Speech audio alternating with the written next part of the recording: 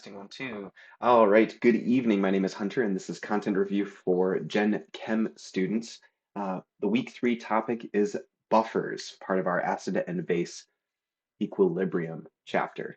I'm delivering this not at the usual time. You will be watching this in the future, either on the Twitch channel or on the PSU Learning Center YouTube channel, because I uh, won't be able to stream at my normal time tomorrow. All right.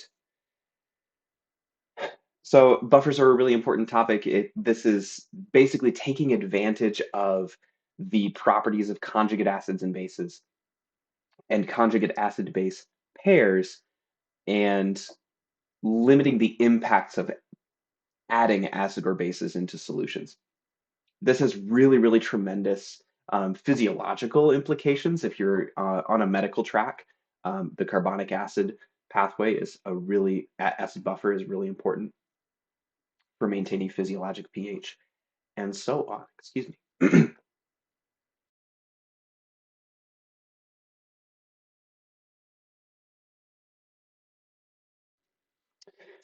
Okay, so number 77, explain why a buffer can be prepared from a mixture of, I think that's ammonium chloride and sodium hydroxide, but not from ammonia and sodium hydroxide. So to reiterate, a buffer solution is simply a conjugate acid-base pair. You mix an acid and a base, and the resulting conjugates are of interest. That is what that makes the buffer here. So the first thing that you'll notice is that sodium hydroxide is a strong base, and you'll remember about all strong acids and bases is um, they dissociate to completion. So all of those hydroxide ions are going to go into solution. So why a buffer can be prepared from a mixture of ammonium chloride, but not from ammonia. Um, just if for no other reason, you could look at this and go, this is a strong base. Ammonia is generally basic. It is less basic than sodium hydroxide, which is a strong base, but you could just know that much and get the right answer here. Um,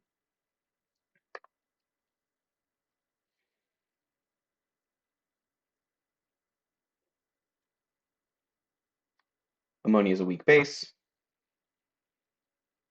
Sodium hydroxide is a strong base. But let's look at these dissociations a little bit more closely. So sodium hydroxide in water dissociates completely into our sodium salt and our hydroxide ions.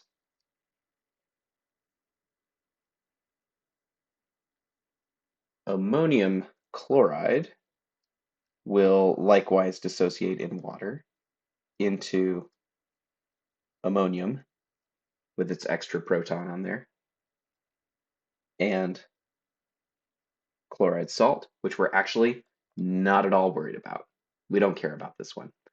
Um, it's a spectator ion in this case. But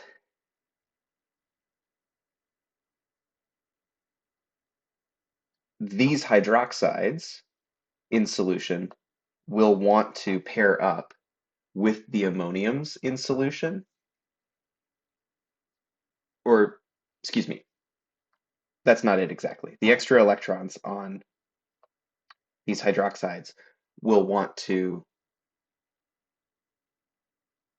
pull a proton off of ammonium, and then your conjugates would be ammonia and H2O, which are more inert. The other way to think about this is the stability of the conjugate bases and the conjugate acids. Um,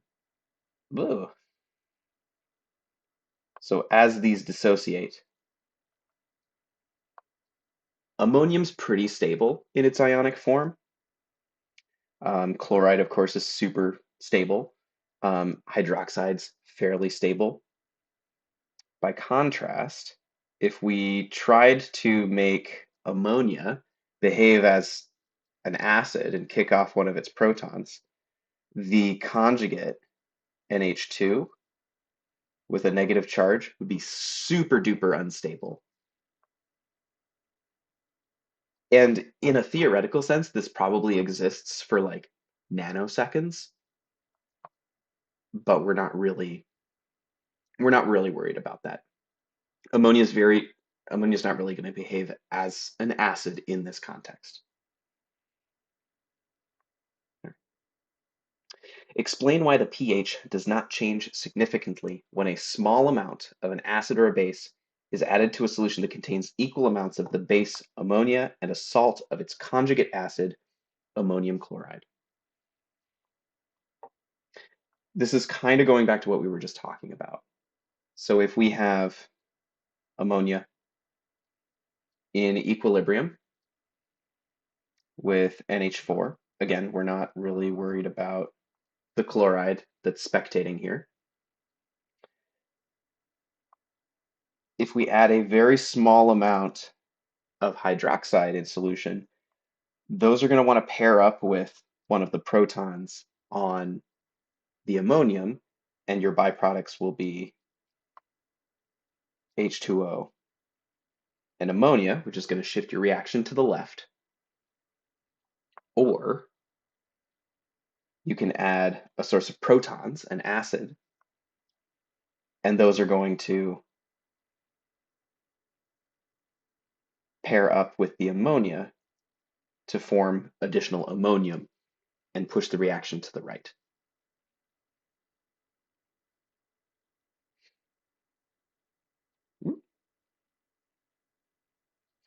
So having high concentrations of both uh, has a smaller numerical impact on the pH than if you had just ammonia or just ammonium and then added something. Okay. What is the concentration?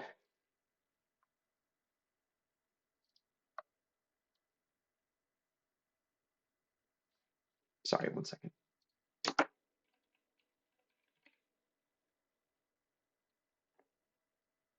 Okay.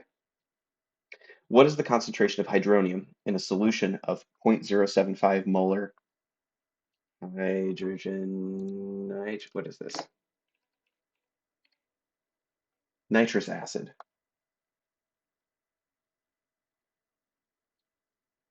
And 0.03 molar sodium nitrate.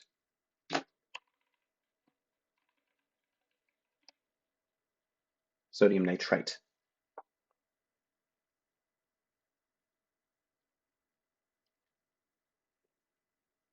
Okay.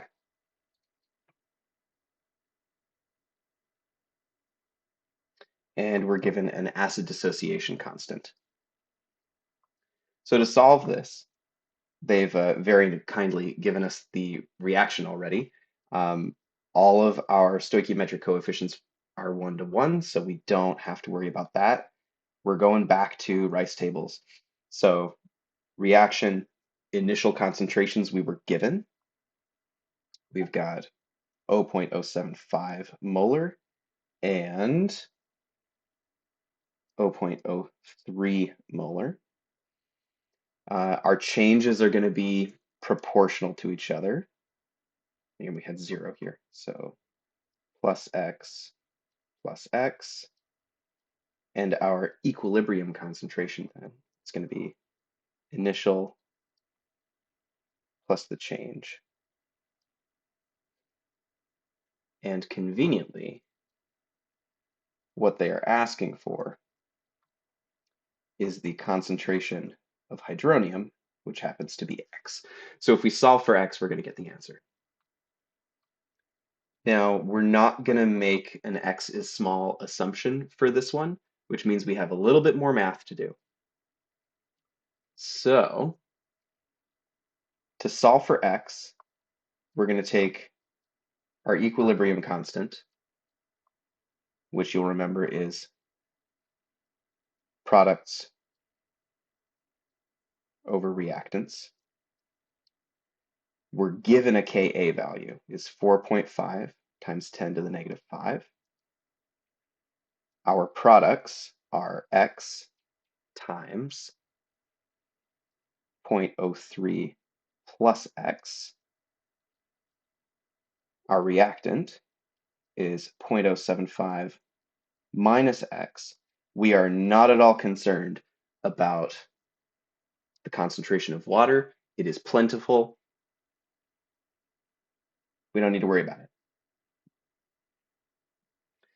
So working on this equation, let's just do some algebra, make it a little bit prettier to get x by itself. We are going to start by multiplying both sides by the numerator. So 4.5 times 10 to the negative fifth, 0.075 minus x equals x, 0.03 plus x. And now we're going to factor each of these out. And I did a little calculator magic beforehand. So 10 to the negative 6 minus 4.5 times 10 to the fifth x equals 0.03x plus x squared. This should start looking familiar. We're getting to an equation in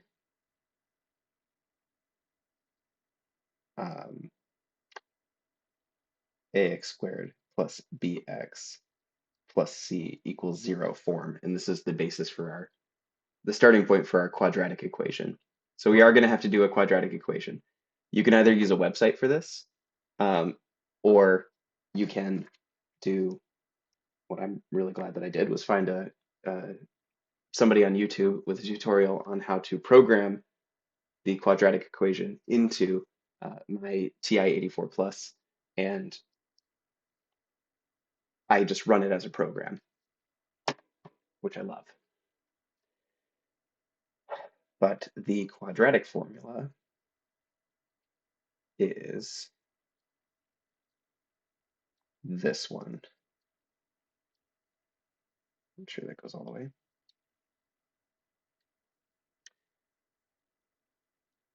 Recognize it, memorize it, be able to do it by hand. Remember that you have this plus or minus, so you're going to get two values.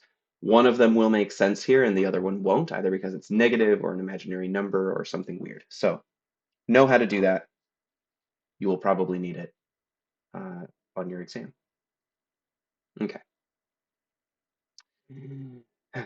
So getting this into the form that we want, starting with x squared plus 0.03x, we are adding to get this on the other side and subtracting equals 0. Let's combine some terms. It's going to be super, super tiny, but that's okay. Minus 3.375 times 10 to the negative 6 equals 0. Do a little math magic, plug this into our quadratic equation, and only one of these values makes sense, and that is 1.12 times 10 to the negative 4. Now, conveniently, the term that we were asked to find, or the value we were asked to find, was the concentration of hydronium, which happens to be x, which means that 1.12 times 10 to the negative 4 molar equals our answer.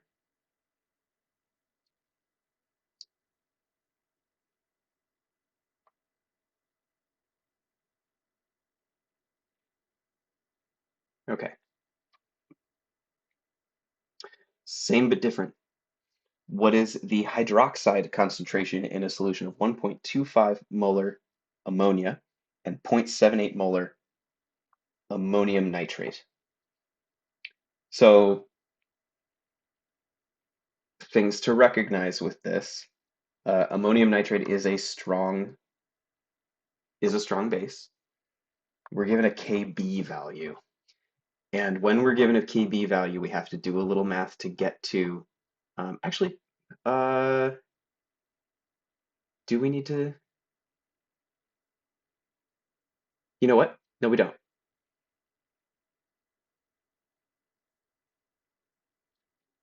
Stand by.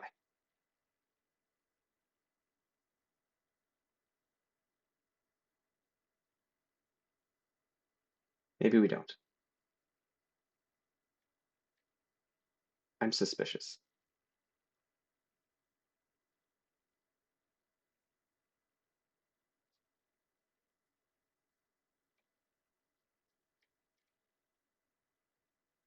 I'm worried that I did this incorrectly by running that as a Ka value. So give me just 1 second.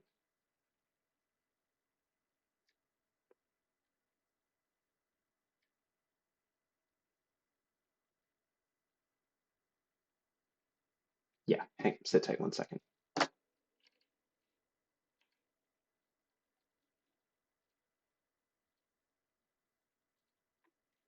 I want to be absolutely certain that I tell you the right thing, because that would just be unacceptable.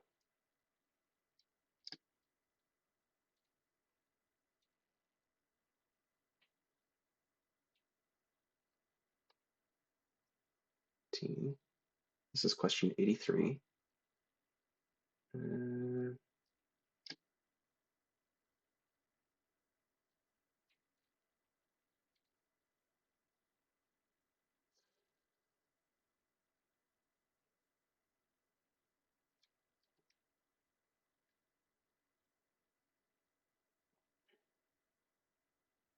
Yeah.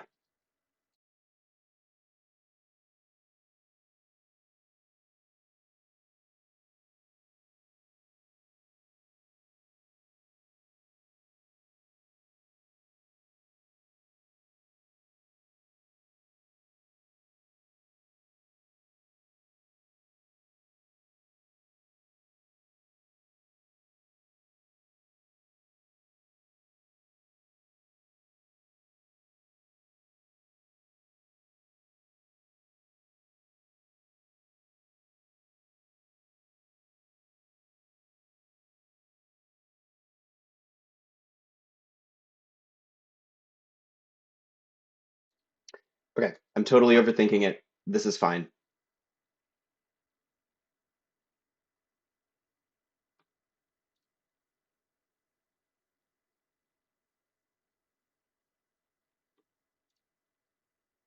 Yeah, we're fine. Okay.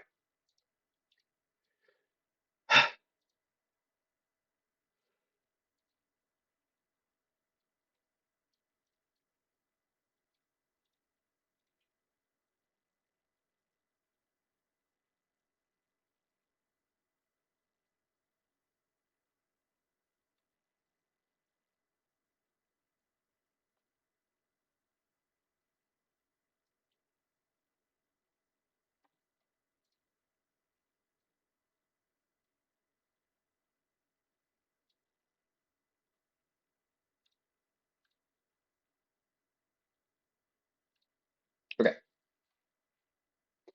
Same thing but different. We do not need to convert this into a Ka value. I just wanted to be 100% sure before I did that again. So they've been very kind and given us the reaction. We don't have to worry about stoichiometry at all. They've given us some initial concentrations of 125 and 0.78 and 0. We're interested in the concentration of hydroxide. The change in concentration is going to be negative x plus x plus x. And the equilibrium concentration will be 125 minus x, 0.78 plus x and x. Conveniently, x is what we're solving for. So now we take our Kb value as before and set that as our equilibrium constant equals products over reactants. So 0.78 plus x times x over reactants, 1.25 minus x. Now, if it's a small enough difference, then we can make the x is small assumption here. And to do that, actually, yeah, that's pretty cool. I'm going to give you a spoiler alert and go ahead and tell you that x is small here. Um, because that's going to speed up our calculations a little bit. And sometimes you can do this first and you can go back and check, and I will show you how to do that check. So we're just going to do 1.5 here.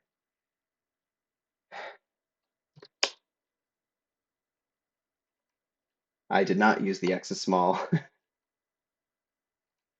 last time. So that gives us 2.25 times 10 to the negative fifth equals 0.78 plus x times x.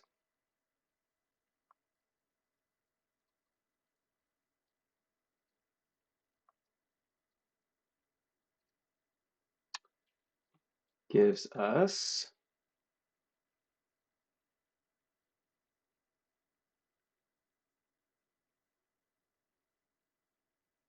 oh, I don't have to worry about the x here either. Excuse me. Yeah, so using the x is small assumption, we don't have to worry about either of these.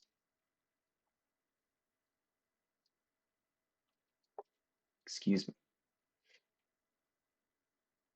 So x equals 2.25 times 10 to the negative fifth over 0.78 equals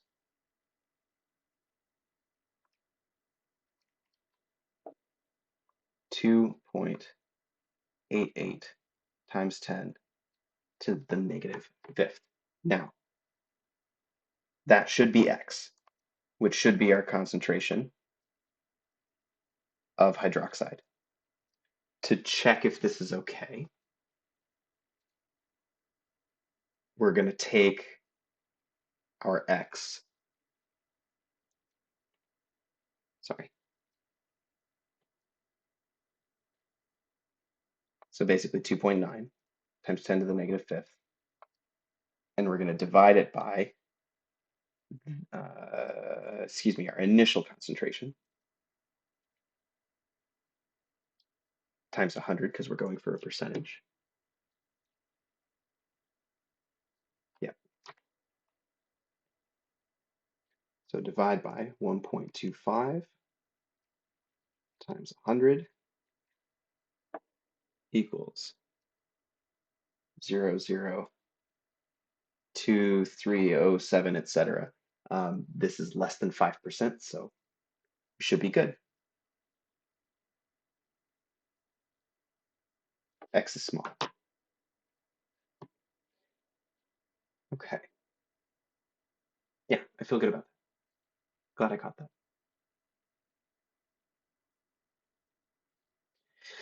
All right, what is the effect on the concentration of ammonia? Come on screen.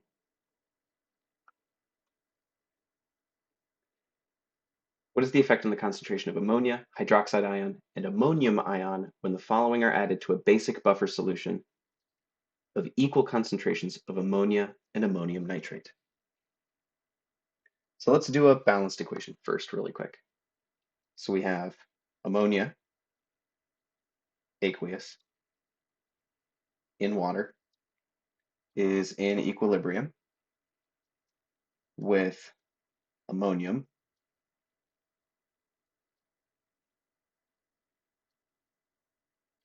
and hydroxide, all aqueous. So the question is, what happens to the relative concentrations of, I did not write it out that way, that's fine, of ammonia, hydroxide ion, and ammonium when the following are added. So this is a really qualitative, like conceptual question, and do we understand what's happening in these buffer solutions? So for this first one, we have potassium iodide, and you should recognize these as being just a pretty strong ionic compound. The positively charged potassium and the negatively charged iodine will fully dissociate from each other. And a simple way to look at these is whether either of the ionic species appears anywhere in your balanced equation. Neither of these do. You could still look at it and we can still look at it and think about where the different species might interact. But really, the other way to look at this is if we have our potassium dissociated from our iodine, look at the conjugates that they would make. So the positively charged potassium is going to gravitate towards those hydroxides. Potassium hydroxide is a really strong base. Um, the iodine is going to pick up a free hydrogen, maybe be off the ammonium, and that is going to form hydrogen iodide, which is a strong acid. Both of these are strong acids or bases, respectively, and which means they will dissociate completely, and their conjugates will be basically inert.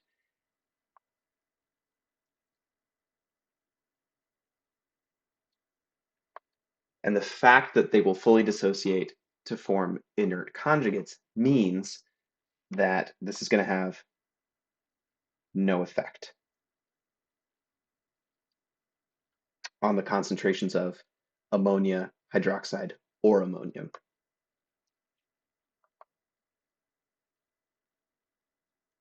Because we're a little limited on space, I'm going to draw and then erase for each of these.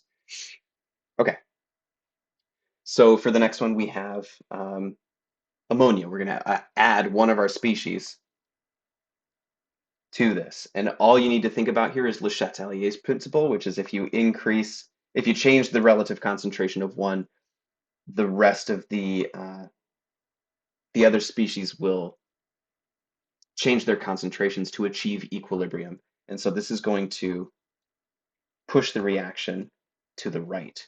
So obviously we're increasing the concentration of ammonia, shifting the balance to the right.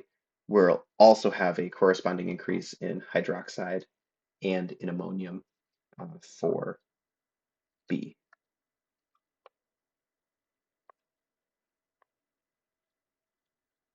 All increase. All right, so I think, is it iodic? Yeah. Oh, no. All right, hydrogen iodide. We have a source of protons that we have to think about here. And how is that going to impact this? So if we're adding a source of protons, dissociates from the iodine. Iodine is a spectator species. We're not worried about it. Those free protons are going to gravitate to the hydroxides on the right side of this equation. They're going to want to pair up to form water, which is our substrate, which is inert, or not our substrate, it's our medium here, our liquid medium.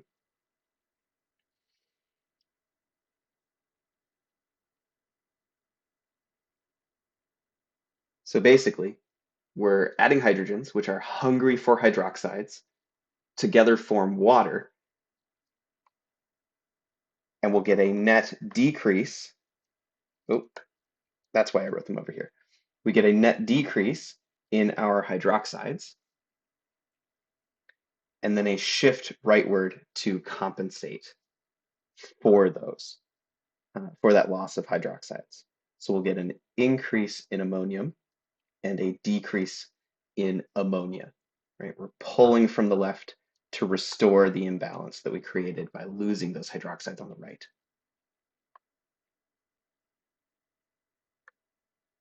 Okay. For sodium hydroxide, similar story here. We're just adding more hydroxide. So hydroxide goes up. Sodium we don't care about. It's a spectator ion. This is going to push the equilibrium left. So we'll get an increase in ammonia and a decrease in ammonium.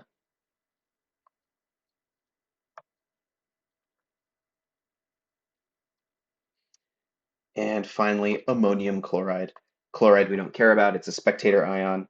Ammonium, we're increasing the relative concentration here, which is going to push the reaction to the left. We're going to lose some hydroxide and we'll gain some hydronium. Le Chatelier's principle is the easiest way to think about these, I think, but you have to keep in mind what these hydroxides are interacting with, what influence free hydrogens are going to have on the overall balance here. Cool. All right. 87. Calculate the pH of a buffer solution prepared from 0.155 moles of phosphoric acid and 0.25 moles of I wrote this down and then erased it, and now I forgot. Potassium phosphate something. What is this?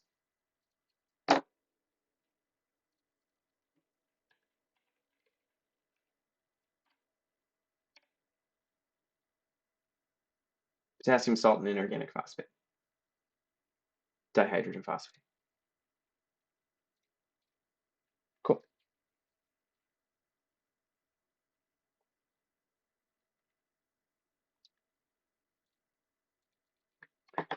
Phosphoric acid is pretty easy. Or it's helpful, rather, because it's telling us exactly which species might be. Actually, I don't think that has a. Yeah, no. Which species is behaving as our acid, our proton donor in this case, and which one is our proton acceptor. It's the thing that looks just like it, just with one less proton. Come on. Okay. So we're given some helpful information. Oh, I did write it down. This is our acid. We're given a concentration. Not a concentration, we're given a number of moles. And we have our basic species with that potassium spectator and a number of moles. And we're given a volume here of water. We will come back to that. That will be important in a little bit.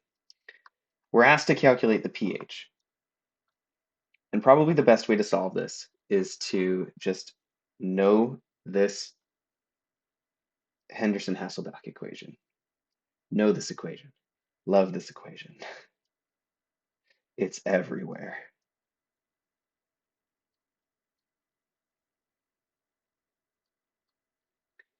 This is kind of the simplest form of it, where pH equals the pKa plus the log of the concentration of base divided by the concentration of acid.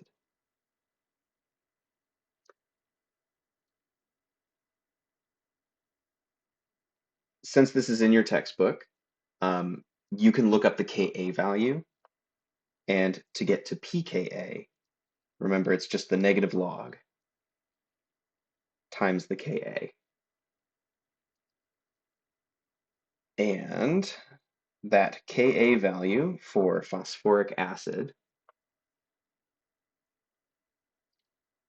equals 7.5 times 10 to the negative 3. So take the negative log of that and that gives us 2.1249. So now we have all of the information that we need to solve for pH. 2.1249 plus the log of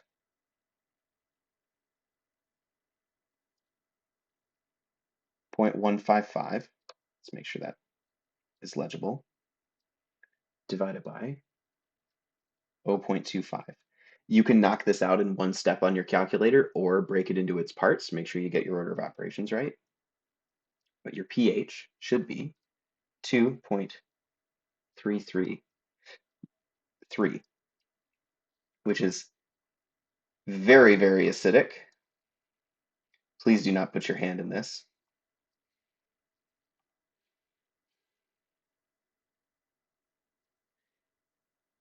What mass of ammonium chloride, so mass, we're being asked for a different unit of measure than we've been using for the previous questions.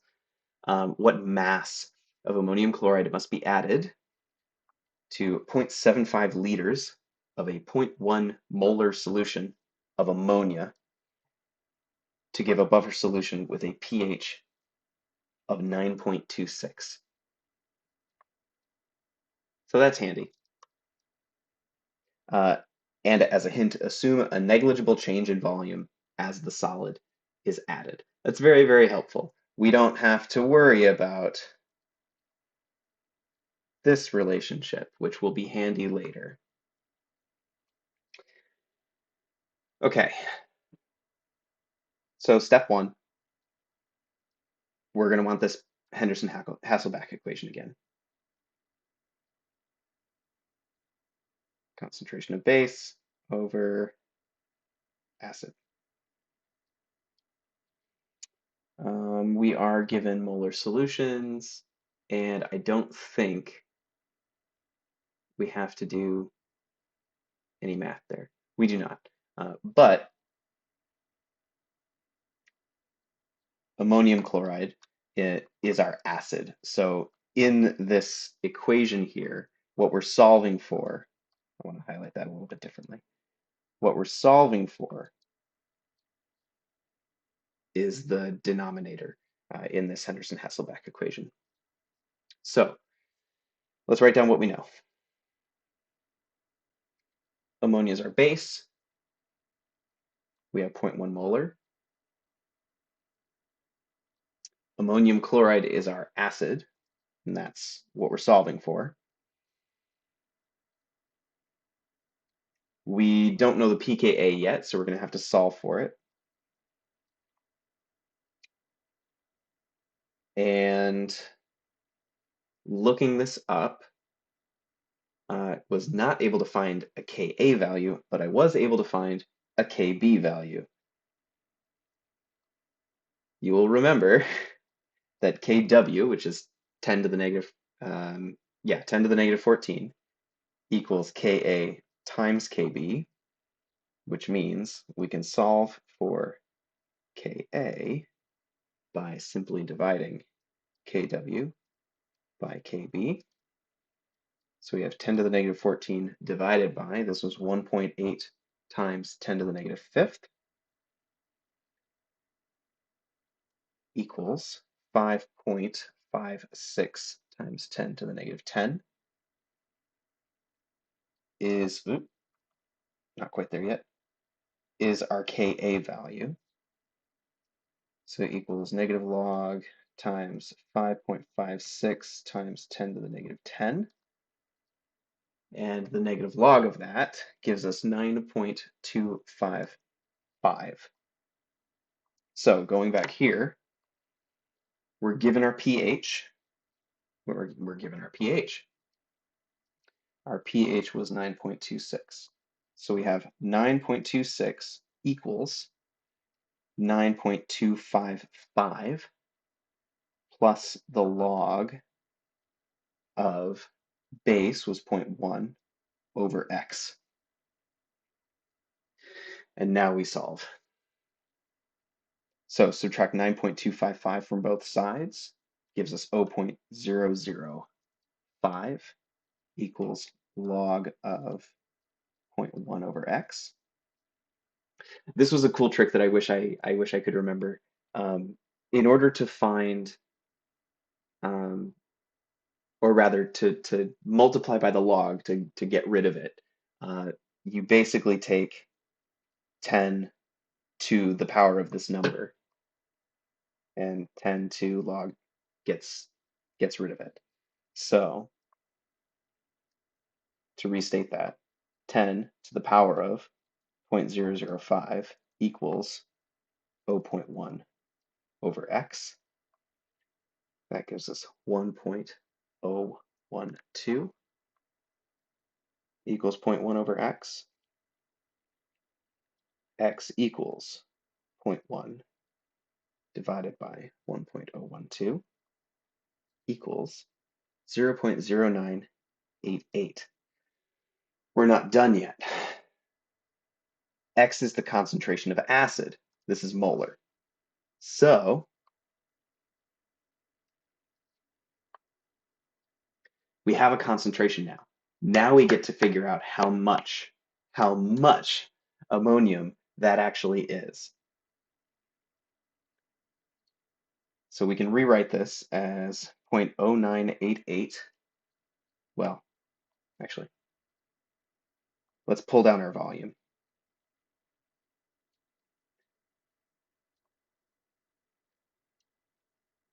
So in a dimensional analysis like this, you put the value that you're given on the top and on the bottom of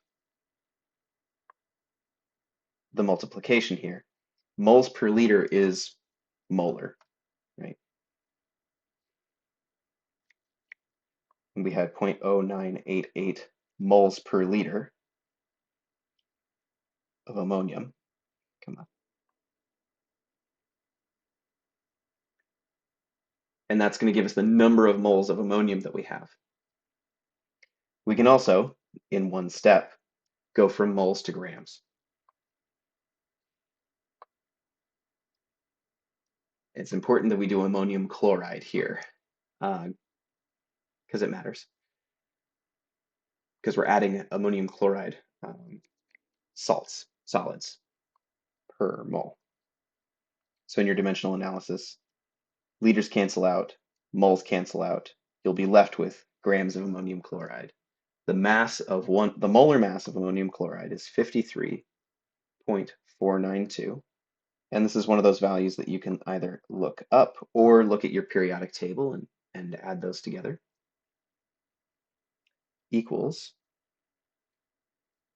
4.0, we're rounding to two significant figures here, grams of ammonium chloride. Final answer. Okay. That is all I have for you. Again, thank you all for, I see we have at least one spectator here. I will be posting this recording toot sweet to the PSU Learning Center YouTube channel, and it automatically publishes to my Twitch channel for a couple of days, where you'll be able to find this recording. It's why I won't be available tomorrow, which is why I'm delivering this at an unusual time. So I hope this is helpful to you. Good luck on your midterms, and I will see you all at the usual time next week.